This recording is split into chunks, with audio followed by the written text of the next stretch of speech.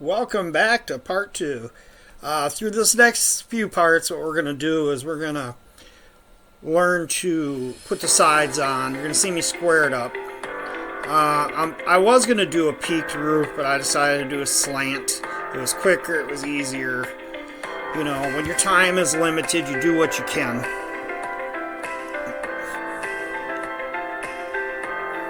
Through these photos, we're just showing how I lean-toed it and got it square. Now we're applying the skin as best we can. Ended up a little bit of snow, I guess. Anything to make it wet and miserable when you're trying to do it in a pinch.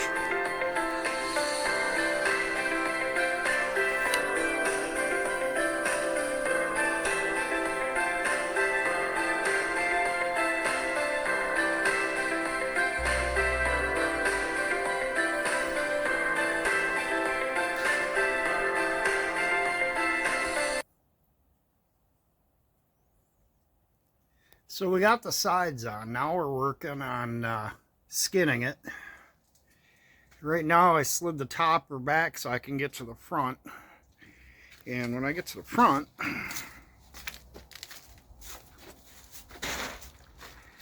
I'm gonna cut it to be that whole section. And that'll give us some rigidity along as reducing any amount of leaks, cracks that I have to fill later. Alright, back to it. Alright, we're really getting a lot closer now. I have the sides skinned. I still got to cut out the hole there for the window. I just have to build this back section. I'm going to put, I was just going to put a single door on it, but I'm thinking I might actually leave this on this truck. The gap in that picture looks worse than it really is. But anyways, it's going to get a tin roof anyways. But I've decided to put double doors on this so I can still use it as a pickup cab and to haul stuff and lock it up securely.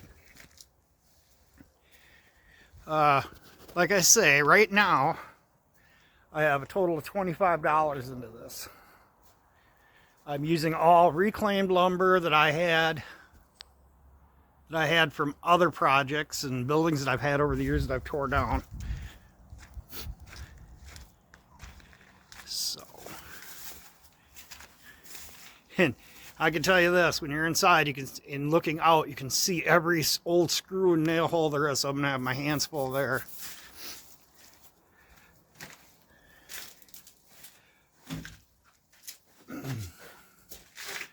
So that's where we are so far.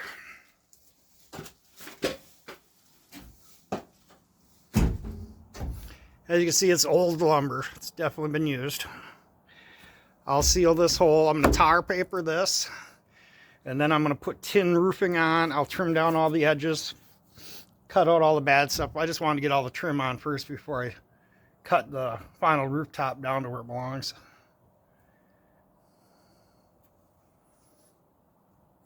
Back to work. Here we are at deer camp. I ran out of time and couldn't get everything filmed and videoed for you guys. But let's do a little walk around and see how it turned out. Yes, I never did get the tin roof on, but hey, there's always time later. So let's take a quick peek and we'll discuss some of the stuff we have going on. Well, here we are. It's not perfect, but we made it up north. Here we are up the camping cabin. Here's my little abode. It's built.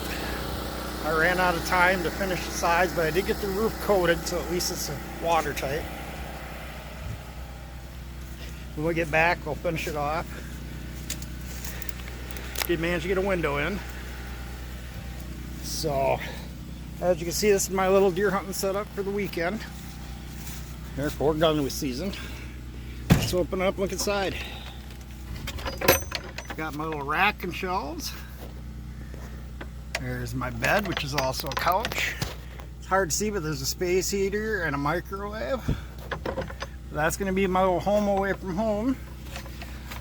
I was just going to do a quick throw it together, but I'm thinking that when I get back home, I'm actually going to deck this whole thing out and turn it into a complete solar off-grid unit.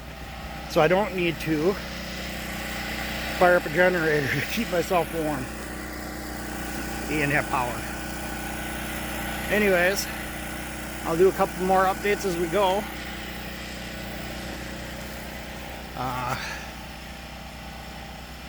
Yeah, that's it for now. Talk to you later. Well, we got 18 inches of snow up here at deer camp. We had to fire up chainsaws or get ourselves back into town or to a main road, which was approximately 7 miles. But all in all, I would have to say this was a great experience. I'm glad I built this particular camper for what I needed it for. I can't wait to get it home and actually turn it into something even far more spectacular than it is. I'd like to thank you all for joining us. I encourage you to subscribe and give us a like. Until we meet again, have a great one.